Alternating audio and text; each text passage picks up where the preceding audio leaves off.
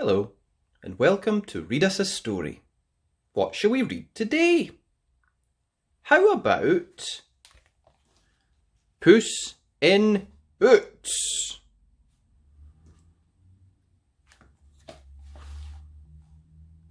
One sad day, a poor miller died. All he left to his youngest son was the mill's cat. A cat? What use is that? Sobbed the poor youngest son. But Meow was no ordinary cat. Meow, you're my master now, said the cat. My master, I can help you, said the cat. But first, I need a new pair of boots. Fancy that! A talking cat, said the young man, and with his last pennies he bought a pair of fine new boots. I'll call you Puss in Boots, said the young man. Puss in Boots set to work. He put some grains of corn deep inside a good strong sack. Then off he went to the woods and waited a little way back. Before long, some greedy partridges climbed into the sack and... Meow! Got you, said Puss in Boots. Puss in Boots went to the palace to see the king. Your Majesty, these partridges are for you, he said. A gift from my master the Count. Fancy that! A talking cat, said the king. Thank you. And he filled Puss in Boots' sack with gold coins. My master, these are for you, said Puss in Boots. The young man's eyes opened wide. Fancy that! My clever cat, he said. Next day, Puss went to the palace again.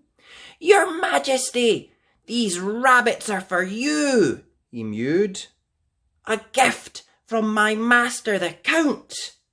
Fancy that! It's the talking cat, said the king.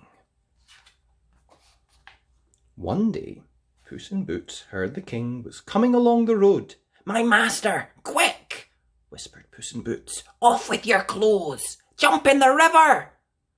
The young man was puzzled, but he did as Puss had told him. Shh, I'll hide your clothes. Help! Your Majesty, said Puss in Boots.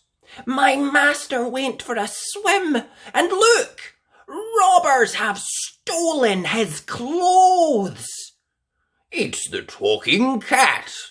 Fancy that, said the king. And he sent a servant to bring some of his own clothes for the young man. My master, meow, take a bow, said Puss in Boots. The king went on his way, and Puss ran ahead of him. Some farmers were cutting hay. Farmers, said Puss in Boots. The king is coming this way. Here's what you must say. This meadow belongs to the Count. Fancy that! A talking cat, said the farmers. Whose fine meadow is this? said the king. This meadow belongs to the Count, said the farmers. Then Puss ran ahead again to where some woodcutters were chopping wood. Woodcutters, said Puss in Boots. The king is coming this way. Here's what you must say. This forest belongs to the Count. Oh, well, fancy that. A talking cat, said the woodcutters. Whose fine forest is this? said the king. Well, this forest belongs to the Count, said the woodcutters. Then Puss ran ahead to an ogre's palace. You are big, ogre, mewed Puss in Boots. But are you clever Too, Yes. roared the ogre as he turned himself into a lion. You are fierce, ogre, Mewed Puss in Boots. but can you turn yourself into a tiny mouse? Yes! Squeaked the ogre. Meow. A very tasty mouse. Then Puss gobbled up the mouse. Soon the king arrived at the ogre's palace. And who owns this fine palace? Asked the king.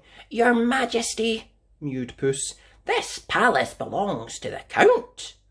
Oh, then the rich count must marry my daughter, Said the king. So the miller's son married the king's daughter, and he was never poor again. My master! Meow. Life is good now, Said Puss in Boots, and they all lived happily ever after.